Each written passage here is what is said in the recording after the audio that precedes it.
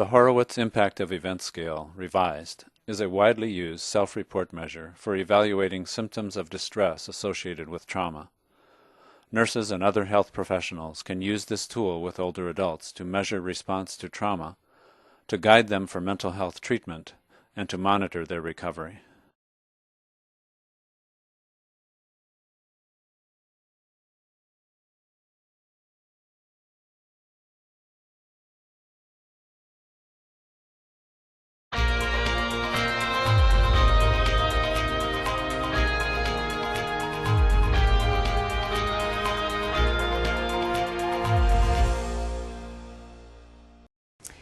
We administered the Impact of Events Scale Revised to Mrs. Manning, who's a 93-year-old Caucasian female.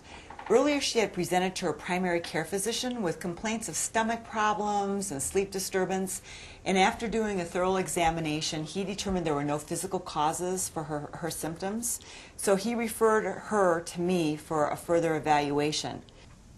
Mrs. Manning, I'd like to introduce to you Sarah. And this is John, and they're two nursing students who are going to be sitting in on today's assessment. Your physician referred you to me because he was concerned because you've had some difficulties after the hurricane. Yes. So I'd like to ask you some questions today to give a better idea of your experience. Fine. Okay. Below is a list of difficulties people sometimes have after stressful life events.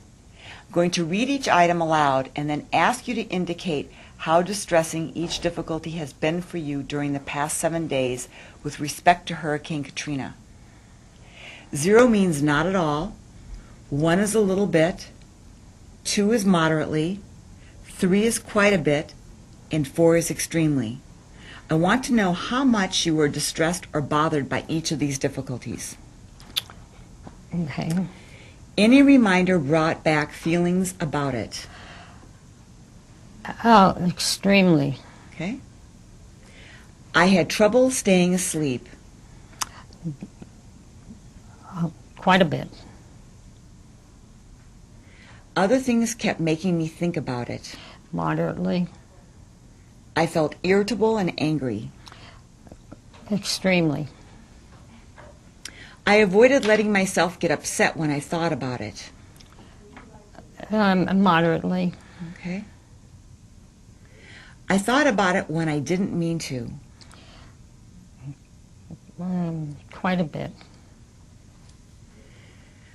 I felt as if it hadn't happened or wasn't real. A little bit. Okay. I stayed away from reminders of it. A little bit. Pictures about it popped into my mind. Quite a bit. Okay. I was jumpy and easily startled. Extremely. I tried not to think about it. A little bit. Well, quite a bit, I guess. Yes, quite a bit. Okay. I was aware that I still had a lot of feelings about it, but I didn't deal with them. Moderately. My feelings about it were kind of numb. A little bit. I found myself acting or feeling like I was back at that time. Moderately. I had trouble falling asleep. Extremely. I had waves of strong feelings about it. Moderately. I tried to remove it from my memory. Quite a bit. I had trouble concentrating. Moderately. Reminders of it caused me to have physical reactions such as sweating, trouble breathing, nausea, or a pounding heart. A little bit. I had dreams about it. Quite a bit. I felt watchful and on guard. Moderately. I tried not to talk about it. Not a little bit. Okay. And now I'd like to ask you a few questions that are not on this questionnaire. I'd like to know, during the past week, have you had any feelings of depression where you felt sad or sort of out of sorts? Oh, yes. A little bit, anyway. Okay. Maybe moderately. Okay, and can you kind of tell me how you've been feeling depressed? Well, I think about it a lot. Why when you carry it with you, you are more depressed. It brings it on more. Sometimes people, when they have difficult times, like you're describing about your experience with Hurricane Katrina, sometimes what they'll do is they'll use alcohol or drugs or prescribed medication to feel better.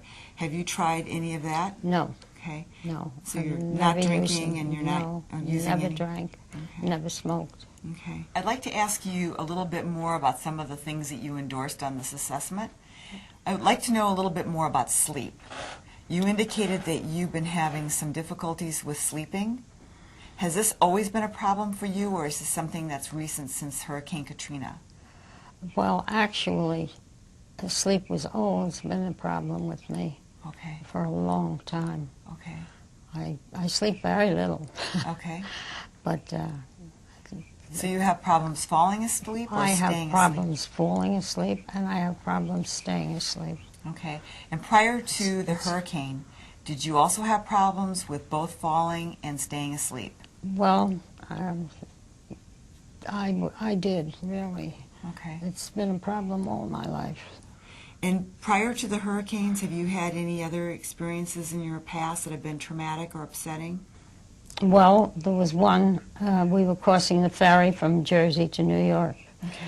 and it was about 11 o'clock or so at night. And the whole family we were in. It was at that time, of course, a little Ford. And there were four of us in the back seat, and my mother and father in the front. And just as we were going to dock, we were all huddled together, and the captain hit the dock instead of sliding into a space. And our car, which was an old flivver at that time, jumped up, and it was on the iron, the gate. Okay. And for weeks and months, I would think of that. I was a child, of course, maybe 5 or 6, I'm not sure. Okay. But I can remember it to this day. Okay. I was so frightened. Mrs. Manning, I'd like to thank you for coming in today. I appreciate the time you spent filling out the questionnaire with me.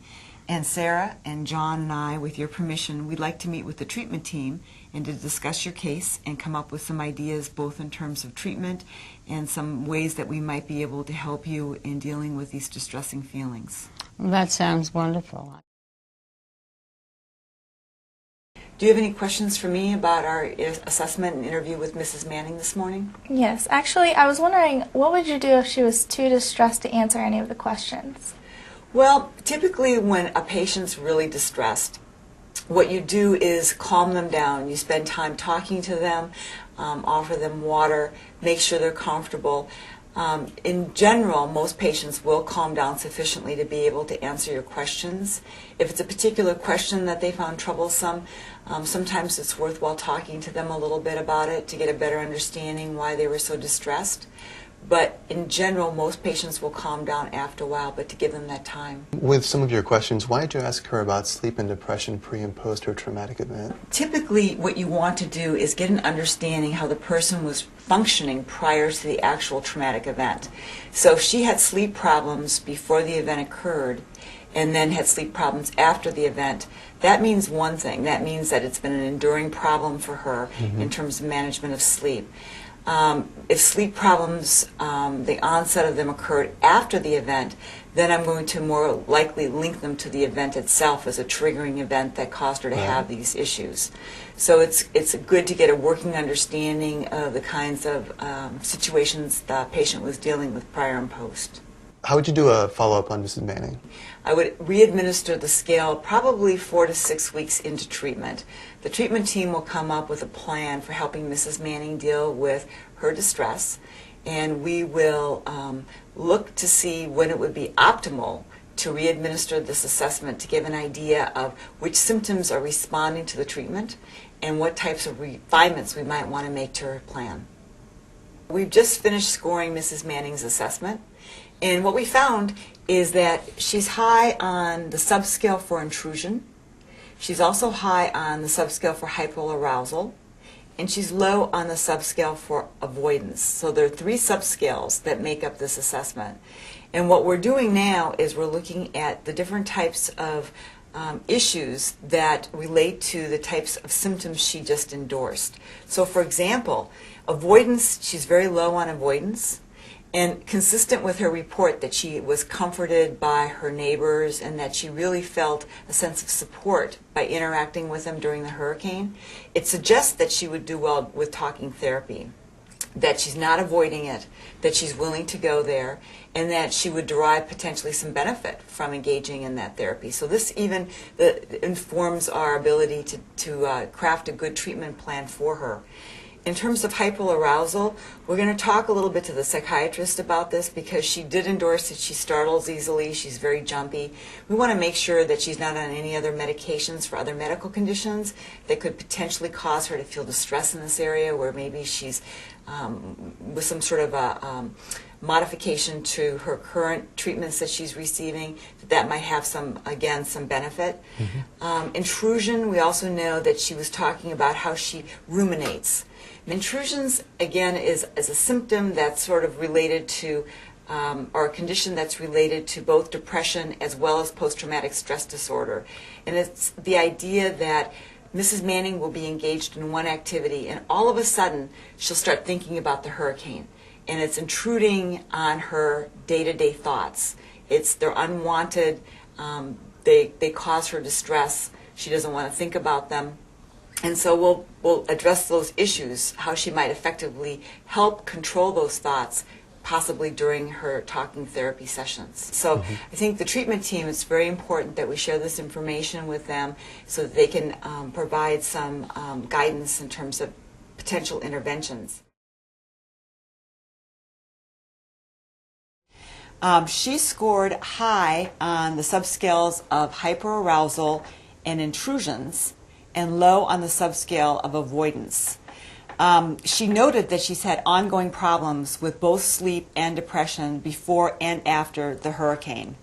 Currently, her medications include Lanoxin, warfarin, and Detrol, and she has also a pacemaker.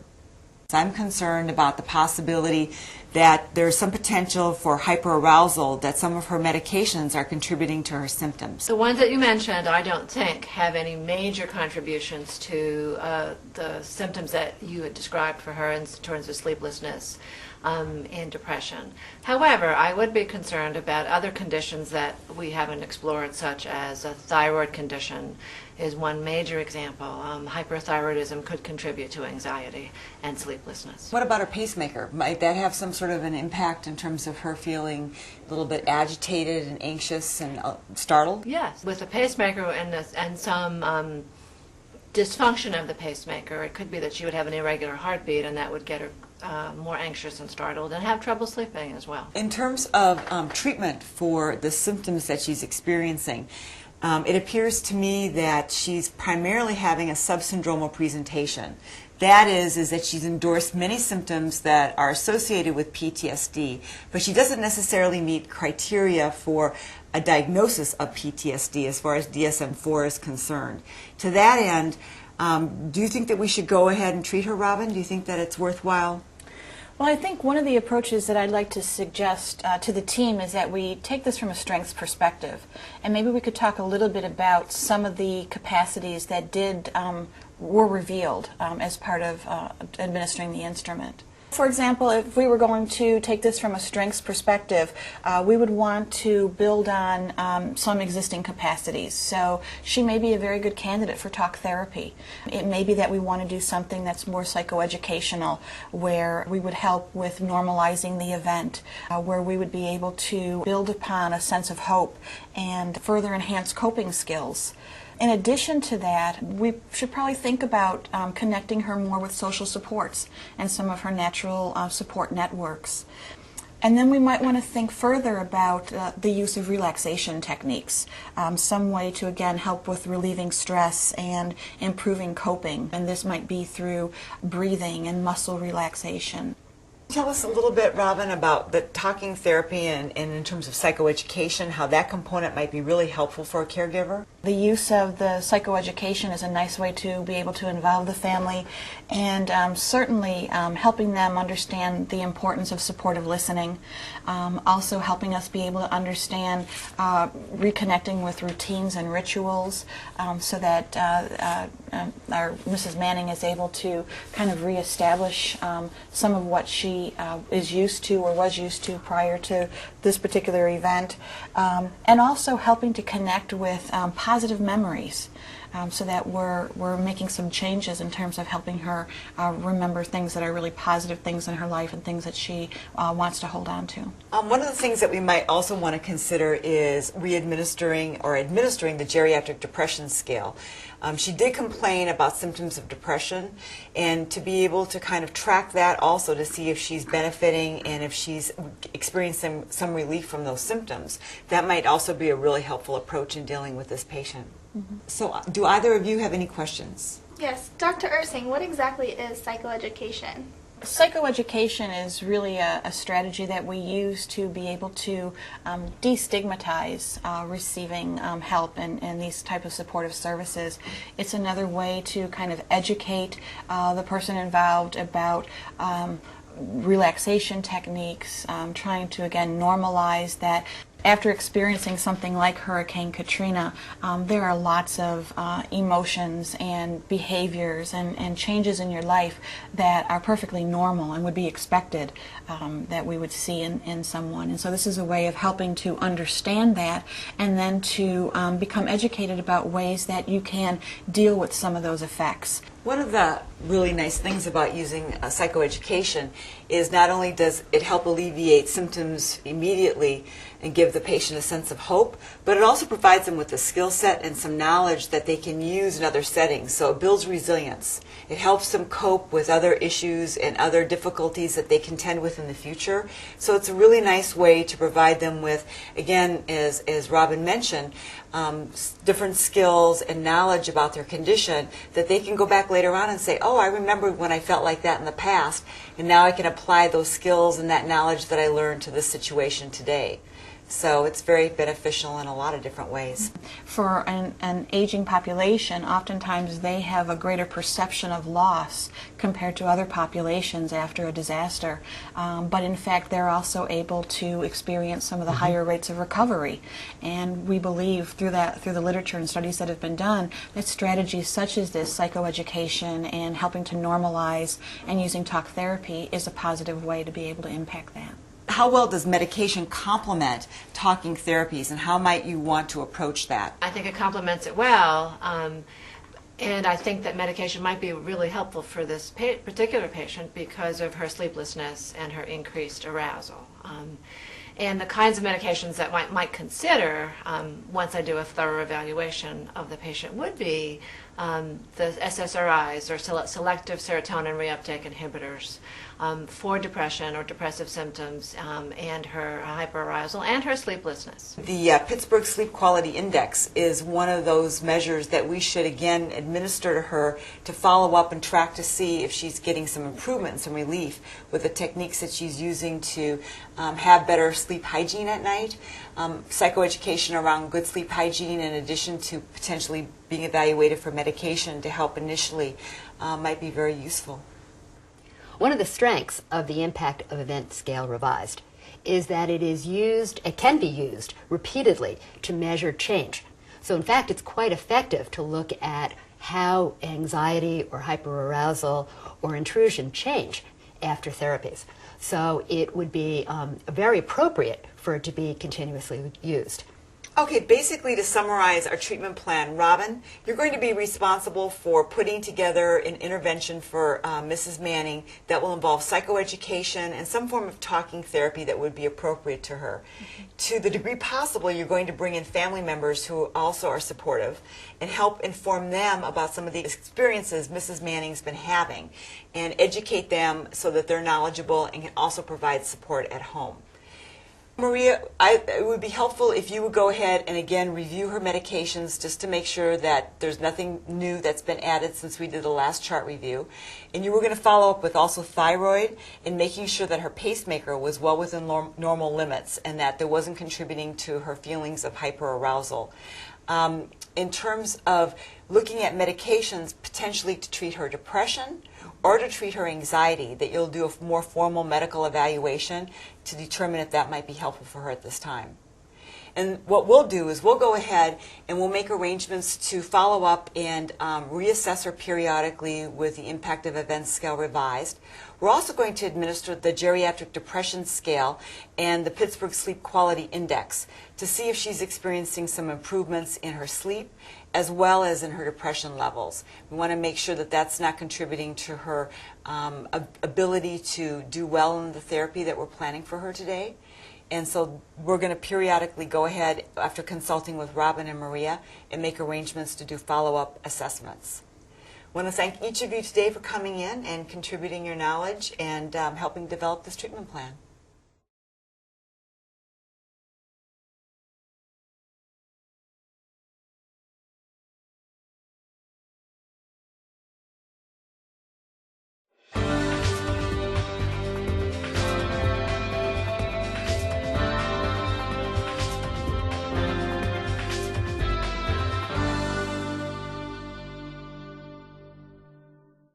By the time you reach old age, approximately 90% of the population will have experienced at least one traumatic event during the course of their lifetime. Older adults typically are fairly resilient, so the vast majority of those who experience a traumatic event do not go on to develop post-traumatic stress disorder.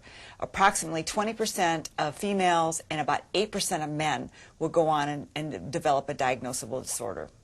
The National Comorbidity Survey, they found that there were 3 high base rate events that were most likely to result in some sort of an adverse psychological consequence such as PTSD. That might include witnessing an accident, being in a life-threatening accident, or being in a natural disaster as you might expect.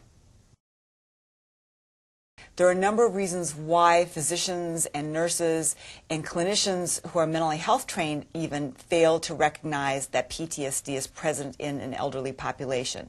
In some instances, it's because it's a subsyndromal presentation, and they underestimate the fact that it's really causing functioning problems that are adversely affecting the quality of life of that individual and need treatment. On the other hand, you've got a situation where they might come in with a family member who recognizes that they have symptoms, and the individual themselves doesn't recognize that they're struggling. They might get referred from an emergency room or from another practice. For instance, a primary care refers them to psychiatry.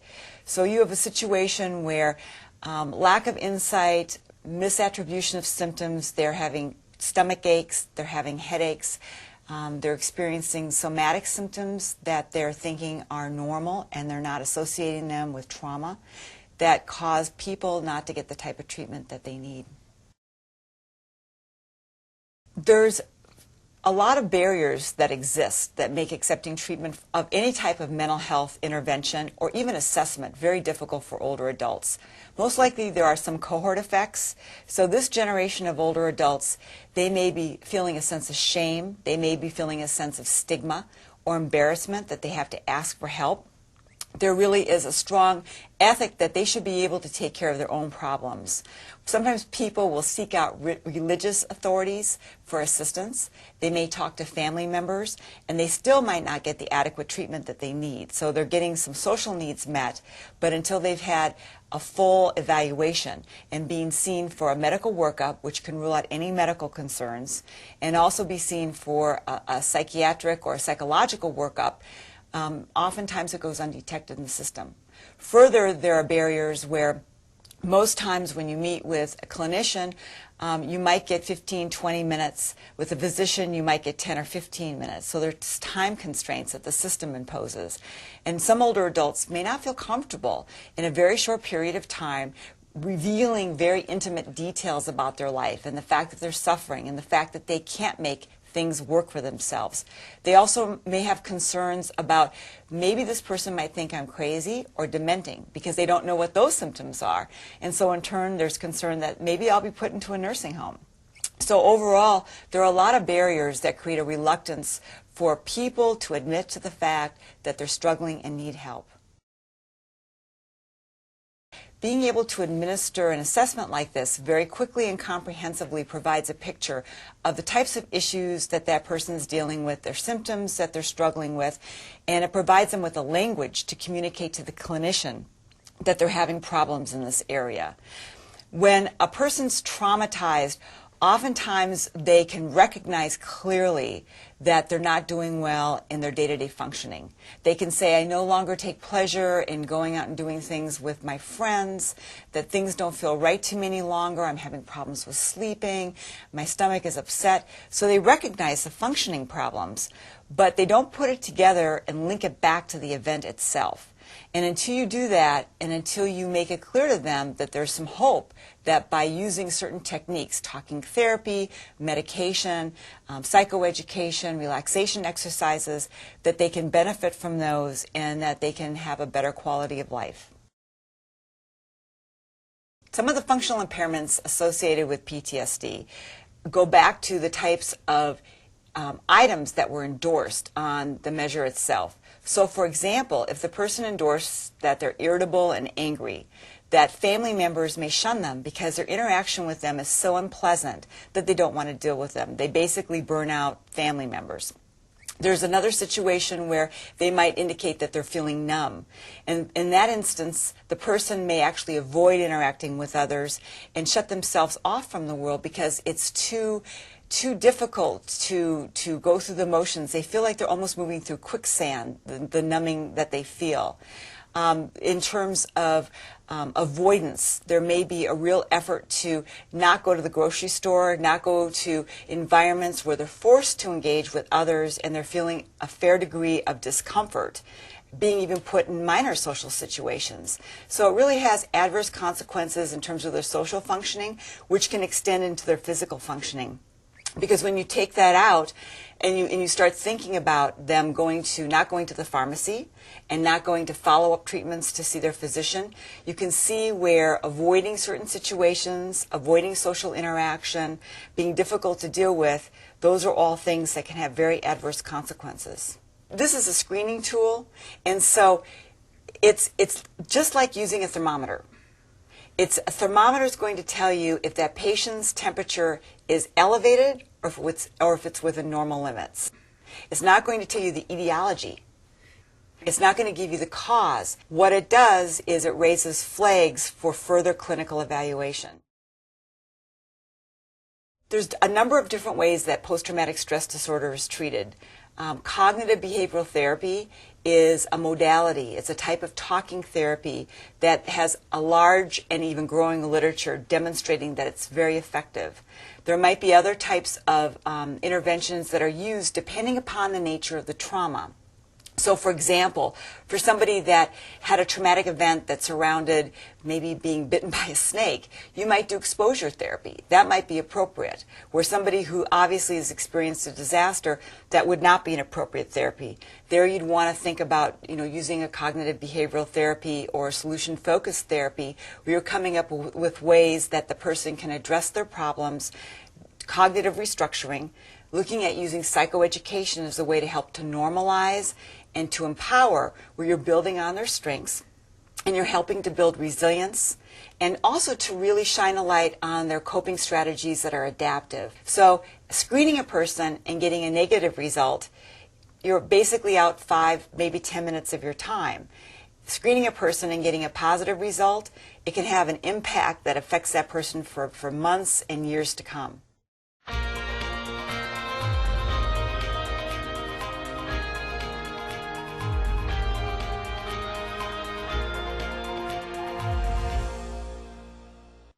The Impact of Events Scale Revised was actually developed as the Impact of Events Scale.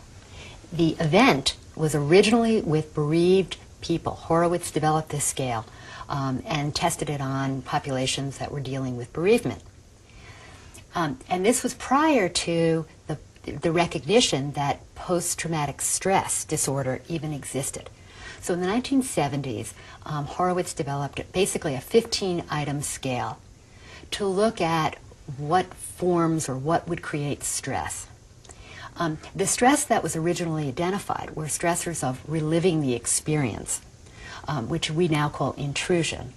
And then it was also this another subscale called numbing or avoidance. And those were initially the areas that the scale was developed in. It was revised in the 1990s, and it was revised to include a third scale, hyperarousal. The revision was done in an effort to try to have 3 subscales that related to the 3 areas that are recognized for post-traumatic stress. But post-traumatic stress wasn't even identified as a psychological distressor and was put in to the DSM-4 until the 1980s. So the original scale was developed prior to the recognition of post-TSD. But what makes the scale very useful is that it can be administered frequently. You can use the scale because it's done against the person as their own baseline. You can use the scale and the changes in the scores as an indication of whether or not the symptoms are getting worse or the symptoms are getting better. More fundamentally, you can begin to look at each of those subscales and identify a particular kind of therapy or intervention which might work. If someone is very high on avoidance, they may not be a particularly great candidate for talk therapy or group therapy. You may need to work with them to help them understand that their reaction initially is to avoid, and that that's part of the symptomology of the trauma. So it's very important that you look carefully at those subscales. But each of those subscales gives you a clue as to the issues that the person is experiencing, as well as hints and ideas on to how you would then craft an intervention plan. It's important to realize that you shouldn't be administering this kind of a tool within a short period of time after the event. Everyone after a mass event or a major trauma, an earthquake, a hurricane, most people are going to have a strong reaction to that kind of a trauma.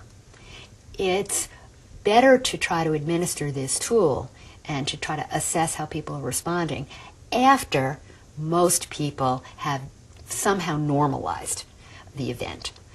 So we would recommend that this not be given before 2 weeks after an event, and probably closer to a month or so after the event. Sometimes people will have psychosomatic conditions, and there is a concern that there's no medical basis for the complaints of sleeplessness, nervousness, a stomach ache.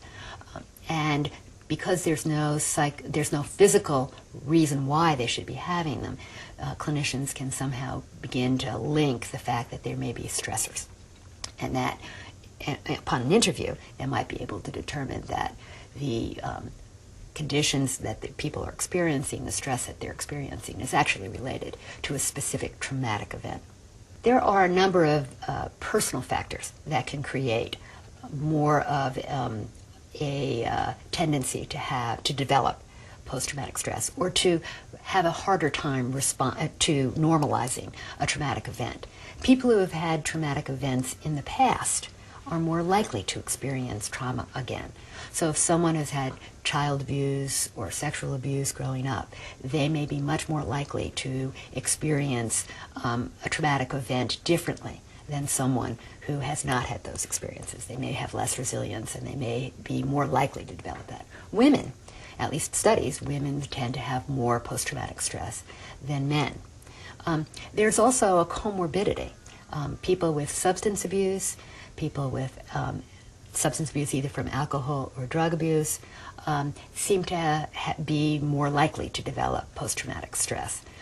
Psychiatric issues prior to the event can also predispose a person or seem to have them have a higher response or more likelihood of getting post-traumatic stress. And finally, people who have lower coping mechanisms because of socioeconomic status or lower education frequently are seen, or it appears to be a risk factor, a personal risk factor. It may be that a person who is taking this is stressed out and is upset by the fact that this event happened to them. And that person, what you'd want to be careful about is to make sure that the person doesn't re-experience the trauma as a result of you asking them. So you'd want to be certain, if you're going to actually talk to them about interpreting the score and interpreting the scale, that you begin to say to them, you know, to make them comfortable and to make them feel safe.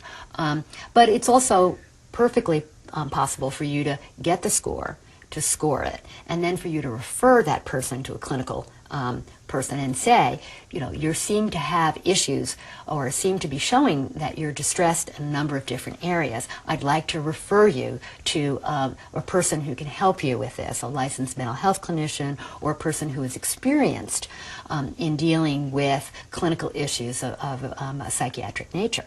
So the nurse or a clinician who administers this needs to understand the tool, needs to know how to subscore it, and then they need to be comfortable either talking to the person about the results or, more fundamentally, saying, there seems to be distress here. I'd like to have you talk to someone who's more experienced with dealing with these kinds of stressors, and I'd encourage you to go visit them and talk with them about these stressors and see if we can make you feel less distress. This is not a tool that would be helpful to someone who has cognitive impairment. If someone is suffering from cognitive impairment and really has Alzheimer's, they're not able to be a reliable reporter. They can't recognize that the events that they're experiencing have occurred within short-term memory issues, within a week. So if someone has a difficult time with cognitive impairment, or you suspect that they have moderate to severe Alzheimer's, it would be a completely inappropriate tool to use. I think if a family member is concerned with a family member who has dementia and is concerned that the trauma is linked, or that some of the events that they're experiencing, distress they're experiencing, is linked to a particular trauma, it's probably very important for them to be talking with a clinician and trying to tell the clinician that these events may be linked. You never want someone who is experiencing stress not to be able to have relief. However, the relief that they may experience, or the relief that the appropriate therapy, may be very different with a cognitively impaired person than with a person who can reframe and go through the higher level cognitive requirements for reframing of issues. Relaxation may be appropriate for either group, but that's really a clinical issue, and the clinicians would have to determine what's the most effective intervention given someone's cognitive impairment.